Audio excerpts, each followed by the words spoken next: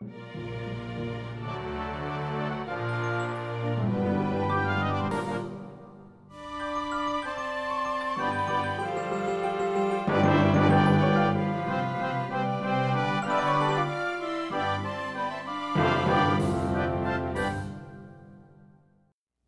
tarde a todos.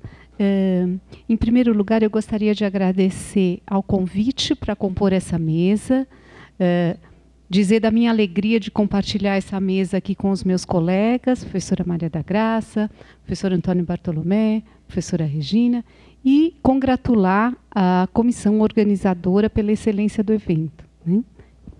Bem, o tema dessa mesa, docência na IAD, dificuldades e estratégias práticas, né?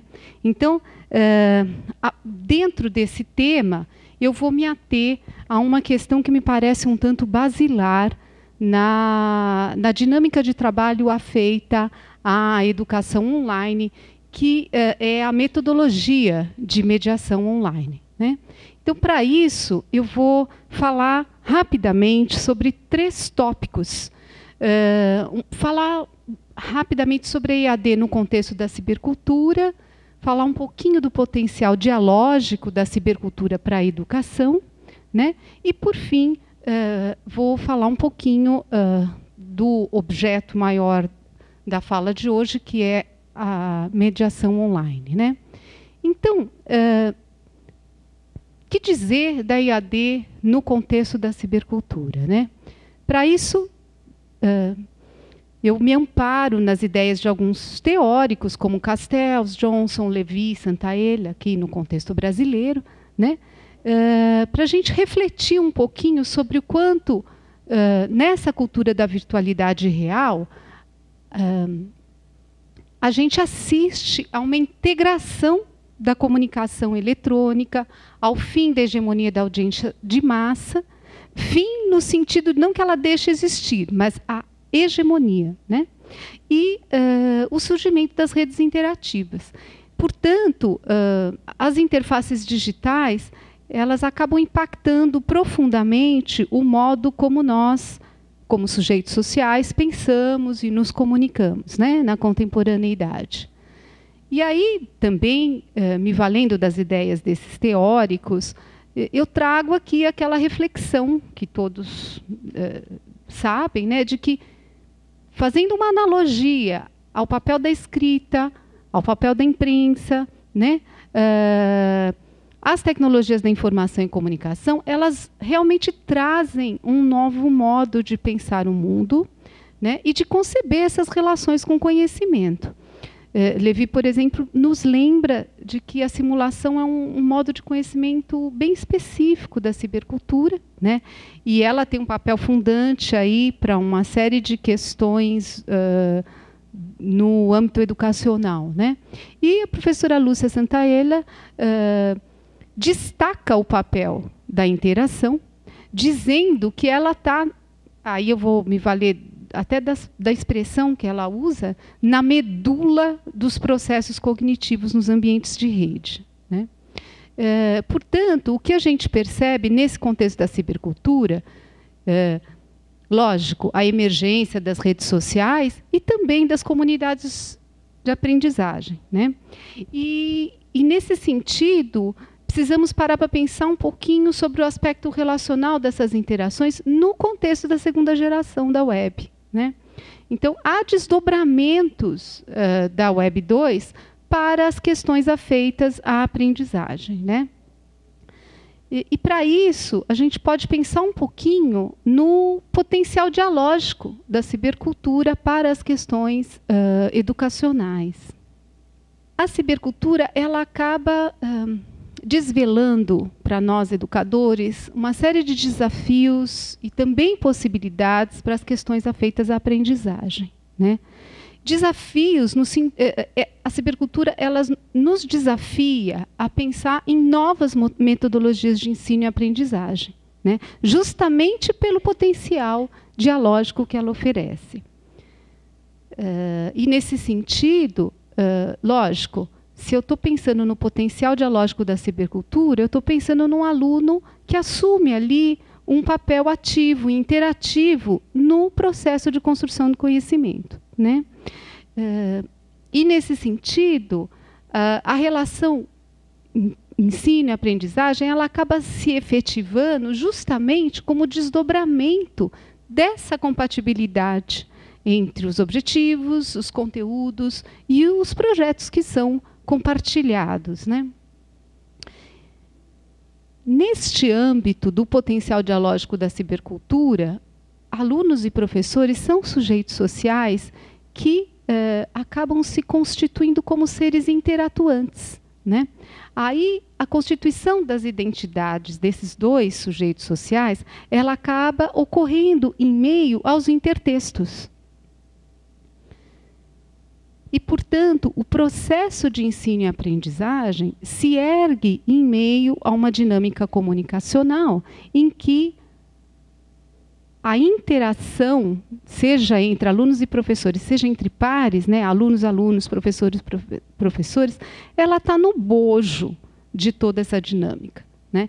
E, nesse contexto, nos cabe pensar em cursos online que busquem oferecer uma gama bastante ampla de atividades didáticas, né? Mas por quê? Justamente porque os alunos, enquanto sujeitos sociais, eles vêm com uma história de vida, né? Vêm com todo um arcabouço conceitual, um arcabouço representacional, vêm com estilos de aprendizagem próprios, e tudo isso requer cada vez mais um meio diversificado, né? Portanto, no contexto do potencial dialógico da cibercultura para as questões educacionais, uma questão que me parece bem importante é a flexibilidade do planejamento, né? E essa flexibilidade ela emana justamente da nossa atitude atenta às emergências de cada grupo, né?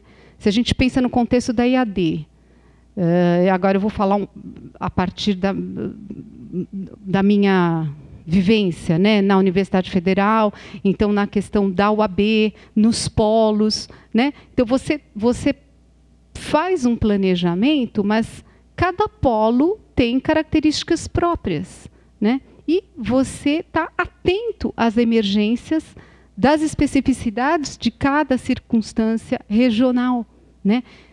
Emergências que afloram dessa questão da aprendizagem, dessa relação entre aprendizagem, cognição e interação. Daí a importância de um planejamento flexível, né, para que ele se constitua organicamente, né? E, nesse sentido, é importante a gente pensar num trabalho integrado e coletivo que se erga em meio a uma visão educacional um pouco mais ampliada e que busque encaminhamentos mais promissores para os processos de aprendizagem dos nossos alunos, né? Nesse sentido, é importante a gente considerar a natureza coautoral da Web 2, né? Os colegas que me antecederam, muitos deles, falaram da diferença entre a Web 1 e a Web 2. Então, a questão da coautoria, ela se coloca muito fortemente a partir do contexto da Web 2, né, e agora na Web 3 também, enfim. E nesse sentido, cada um dos usuários se constitui como produtor e desenvolvedor de conteúdo também, além de alguém que vá buscar informações e conteúdos, né? E se a gente está nesse contexto sócio-histórico, portanto, é importante a gente atentar para essa dinâmica coautoral da Web 2, até porque muitos dos nossos alunos, as práticas sociais de muitos dos nossos alunos acabam sendo veiculadas no contexto da Web 2, como o professor Bartolomé bem nos lembrou, né? Então, essa dinâmica precisa ser levada em conta na hora em que elaboramos os projetos pedagógicos de quaisquer cursos, sejam eles presenciais, à distância, né? E projetos pedagógicos que acabam acontecendo justamente nessa interface entre 3 elementos que me parecem bastante fundamentais. A organização, a docência e também os fundamentos. Então, quais são os fundamentos ontológicos e gnoseológicos do projeto pedagógico? E aí, isso está diretamente relacionado com que sujeito eu quero formar com esse curso, né? Então, para além da questão gnoseológica, também a atenção às questões ontológicas, relativas àquele ser, né? A organização também me parece bastante importante, porque ela tem que levar em conta os limites e as possibilidades do meio. E aí, novamente, eu vou me reportar ao contexto da UAB, e também há tantas outras vivências, mas assim, quando você organiza um projeto pedagógico, você tem que pensar na multiplicidade de circunstâncias dos diferentes polos que aquele curso está atendendo, né? Então, pensar nos limites e possibilidades do meio, né? E a docência sempre atenta ao potencial dialógico da cibercultura. Uma docência que vai perpassar as etapas de planejamento e produção, mediação e avaliação, né? Sendo que no planejamento e produção, bem, ele se ergue em meio a uma equipe multidisciplinar que congrega profissionais de diferentes áreas, né? TI, comunicação, os profissionais das áreas de conhecimento específicas, os profissionais da área de educação, né? As estratégias de mediação, basicamente sob a tutela dos tutores e professores, e também as questões relativas à avaliação. Então, aqui nos interessa focar as questões relativas à mediação. Mediação online. Bom, eu trago um pouquinho o Paulo Dias, pesquisador português, que traz o contexto o conceito da mediação colaborativa, né?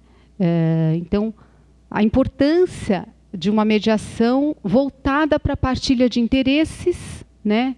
Que integre aí a diversidade de representações. Não é tarefa simples, não é tarefa simples. E, enfim, uma mediação que busque construir interação social, né, em meio a essa liderança partilhada. Paulo Dias nos fala da imoderação, da liderança partilhada, e nos fala, refletindo sobre as questões afeitas à mediação, né, da importância da gente pensar num movimento que saia do modelo centralizado e busque o modelo partilhado, né? Em rede, onde, inclusive, o e-moderador esteja atento às lideranças pontuais a partir de tópicos de discussão, né? Em que você percebe ali, naquela rede de atores sociais, possíveis líderes pontuais que estariam trabalhando mais proximamente junto a esse e-moderador para o desenvolvimento do tópico, né? Paulo Dias, então, nos faz refletir sobre o papel central que esse e-moderador exerce justamente para formar essa rede de aprendizagem, né?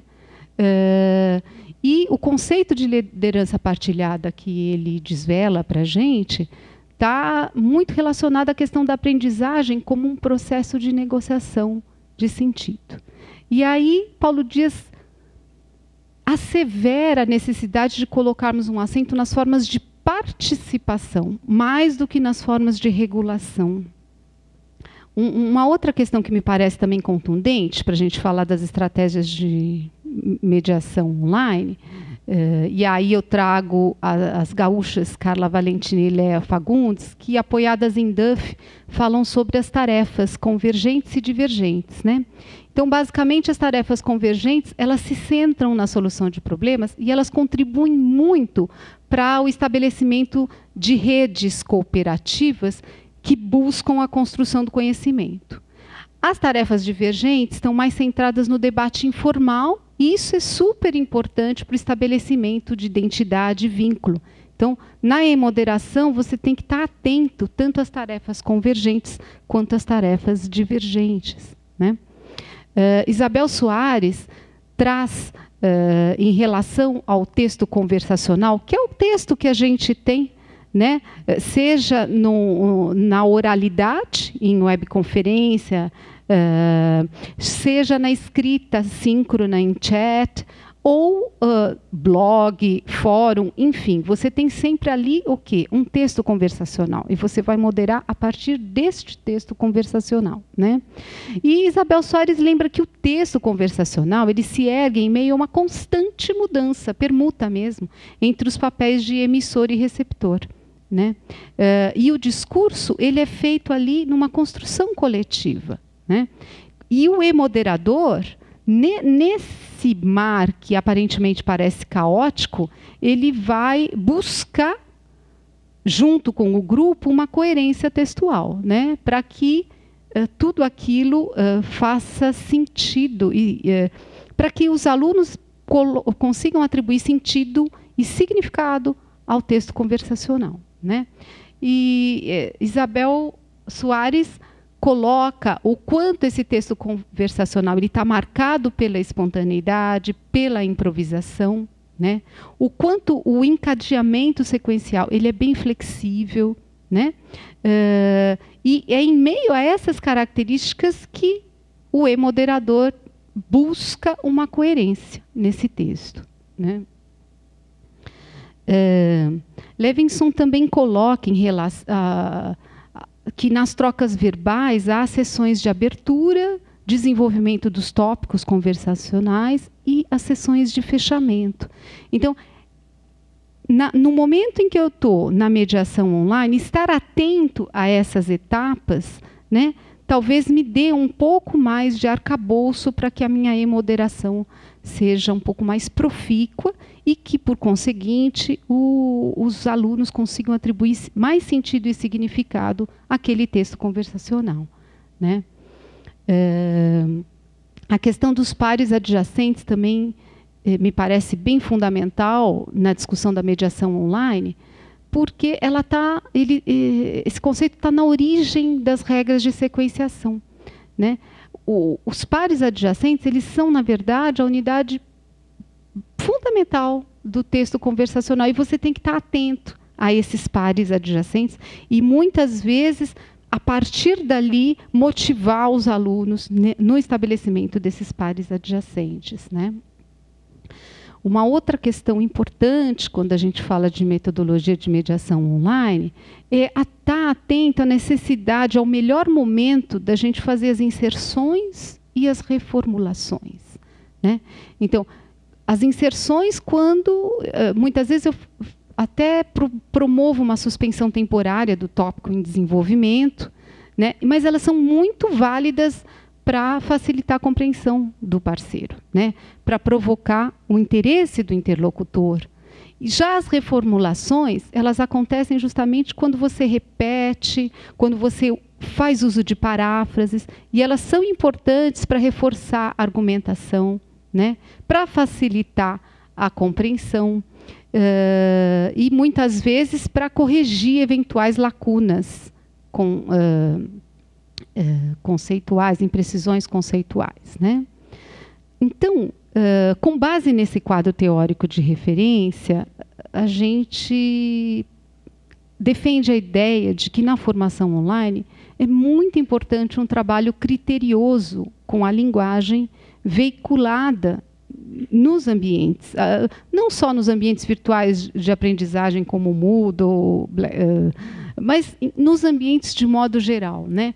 Porque o que a gente quer é propiciar uma interação dialógica, né? E aí eu vou me valer de Paulo Freire, do conceito dele de interação dialógica, que ele cunhou no livro Extensão e Comunicação, onde ele levanta essas 3 etapas, né, de investigação temática, tematização e problematização. Então, quando é que a investigação temática se traduz no nosso movimento de metodologia de mediação? Quando eu faço uma intervenção praxeológica, né? Quer dizer, quando eu conduzo ali a minha classe, o meu grupo, a refletir sobre as questões conceituais intimamente imbricada à atuação, né? Na tematização do conhecimento, essas intervenções, elas essa tematização ela se expressa justamente em intervenções em que eu, como e-moderador, vou pedindo avanços conceituais, né? E vou conduzindo o grupo nesse diálogo com seus pares, né? Para que a gente fuja daquele modelo muito centralizado e busque a mediação estelar. Então, de tempos em tempos, aí sim eu vou conduzindo, chamando a atenção, olha, fulano trouxe esse conceito para a gente, quer dizer, você vai ajudando aquela comunidade a se estabelecer como rede, né? Sem ficar só no modelo um para muitos, né? Mas você está ali curando todo esse processo, né? E a problematização ela se percebe quando eu, como e-moderador, promovo intervenções que problematizem o sujeito social em formação, né? E para que eles correlacionem todos aqueles conceitos com os desafios que lhes são apresentados no seu cotidiano, né? E, nesse sentido, é importante a gente tentar pensar, então, numa mediação comprometida com o processo reflexivo, né? E uma reflexão do aluno sobre os conceitos trabalhados no curso e sobre o próprio percurso no curso, né? Sobre o seu próprio percurso no curso, para que ele consiga atribuir sentido e significado ao objeto do conhecimento ali em questão, né? E, nesse sentido, é importante articular intimamente os conceitos trabalhados com as experiências que eles trazem, né? Estar atento para o momento mais oportuno para fazer as intervenções, né? Utilizar sempre que possível múltiplos códigos semióticos, porque cada um aprende de um jeito, então é importante você disponibilizar vários códigos, não ficar só PDF, PDF, PDF, não, que eles não tenham que existir. É muito importante a leitura de textos. Mas como é que eles se compõem com outros códigos semióticos, né?